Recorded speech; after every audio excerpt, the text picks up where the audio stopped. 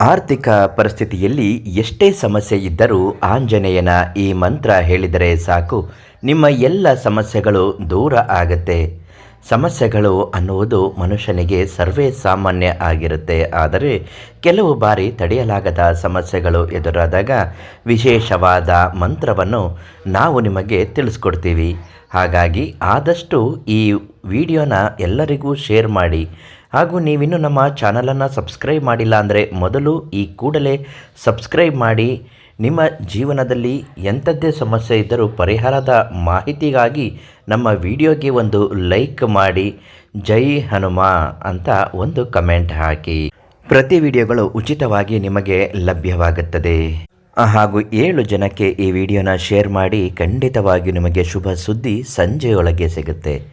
ಈ ಮಂತ್ರ ಅನ್ನುವುದು ಪ್ರತಿಯೊಬ್ಬರ ಜೀವನದಲ್ಲೂ ಬೇಕಾದಂತಹ ಒಂದು ವೈಬ್ರೇಷನ್ ಗುಣ ಇದರಲ್ಲಿರುತ್ತೆ. ಈ ಮಂತ್ರವನ್ನು ಹೇಗೆ ಹೇಳಬೇಕು ಅಂದರೆ, ಬೆಳಿಗ್ಗೆ ಎದ್ದು ಸ್ನಾನ ಮಾಡಿಕೊಂಡು ನಿಮ್ಮ ನಿತ್ಯ ಕರ್ಮಗಳನ್ನೆಲ್ಲ ಮುಗಿಸಿಕೊಂಡು ಆದಷ್ಟು ಇದನ್ನು ಬೆಳಿಗ್ಗೆ ಮಾಡಿದರೆ ತುಂಬಾ ಒಳ್ಳೆಯದು.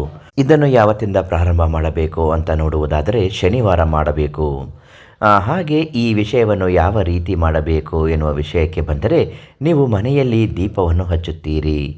ಅದೇ ರೀತಿ ದೀಪವನ್ನು ಹಚ್ಚುವಾಗ ಈ ಮಂತ್ರವನ್ನು ಹೇಳಬೇಕು. ವಿಶೇಷವಾಗಿ ನಿಮ್ಮ ಎದುರುಗಡೆ ಆಂಜನೇಯನ ಮೂರ್ತಿ ಅಥವಾ ಫೋಟೋ ಇರಬೇಕು. ಹಾಗೆ ಈ ಮಂತ್ರವನ್ನು ಹೇಳಬೇಕಾದರೆ ತುಂಬ ವಿಶೇಷವಾಗಿ ನೀವು ಭಕ್ತಿಯಿಂದ ಪ್ರಾರ್ಥನೆಯನ್ನು ಮಾಡಿಕೊಳ್ಳಬೇಕು. ನಿಮಗೆ ಈ ಮಂತ್ರದಿಂದ ತುಂಬಾ ಲಾಭವಾಗುತ್ತದೆ.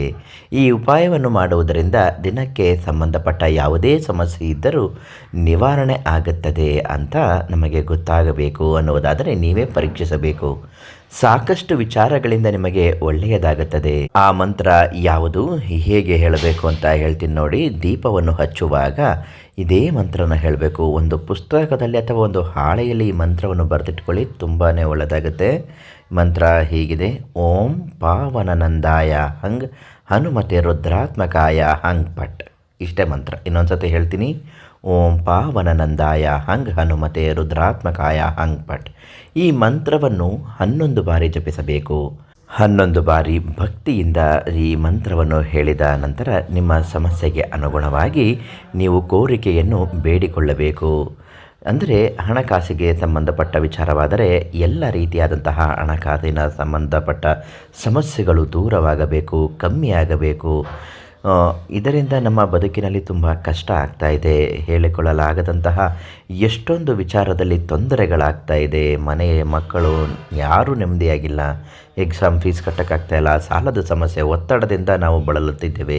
ಹೇಗಾದರೂ ನಮ್ಮನ್ನು ಈ ರೀತಿ ಸಮಸ್ಯೆಯಿಂದ ಪಾರು ಮಾಡುವಂಥ ಭಕ್ತಿಯಿಂದ ಬೇಡಿಕೊಂಡು ಸಂಕಲ್ಪ ಮಾಡಿ ಪ್ರತಿ ಶುಕ್ರವಾರ ನೀವು ಹೀಗೆ ಮಾಡುತ್ತಾ ಬರಬೇಕು. ಈ ರೀತಿ ಮಾಡಿಕೊಳ್ಳುವುದರಿಂದ ಯಾವುದೇ ರೀತಿಯಾದಂತಹ ಹಣಕಾಸಿಗೆ ಸಂಬಂಧಪಟ್ಟ ಸಮಸ್ಯೆಗಳು ಖಂಡಿತವಾಗಿಯೂ ನಿಮಗಾಗುವುದಿಲ್ಲ. ಖುದ್ದು ಸಾಕ್ಷಾತ್ ಆಂಜನೇಯ ಸ್ವಾಮಿಯೇ ನಿಂತು ಎಲ್ಲ ರೀತಿಯ ಸಮಸ್ಯೆಗಳನ್ನು ಬಗೆಹರಿಸುತ್ತಾನೆ. ಇನ್ನು ನಿಮ್ಮ ಬದುಕಿನಲ್ಲಿ ಯಾವುದಾದರೂ ತೊಂದರೆಗಳು, ಸಮಸ್ಯೆಗಳು ಮತ್ತು ವಿಚಲಿತವಾದಂತಹ ಸನ್ನಿವೇಶಗಳು ಎದುರಾಗಿದ್ದರೆ ಯಾವುದಕ್ಕೂ ಯೋಚನೆ ಮಾಡದೆ ಪ್ರಧಾನ ತಾಂತ್ರಿ ಕೀರ್ತಿ ಪ್ರಸಾದ್ ಗುರೂಜಿ ಅವರಿಗೆ ಒಂದು ಕರೆ ಮಾಡಿ ಎಲ್ಲ ಸಮಸ್ಯೆಗೂ ಶಾಶ್ವತ ಪರಿಹಾರವನ್ನು ನೀಡ್ತಾರೆ. ನಾಳೆ ಮತ್ತೊಂದು ಮಾಹಿತಿಯೊಂದಿಗೆ ನಿಮ್ಮನ್ನು ಭೇಟಿ ಮಾಡ್ತೀನಿ. ಧನ್ಯವಾದಗಳು.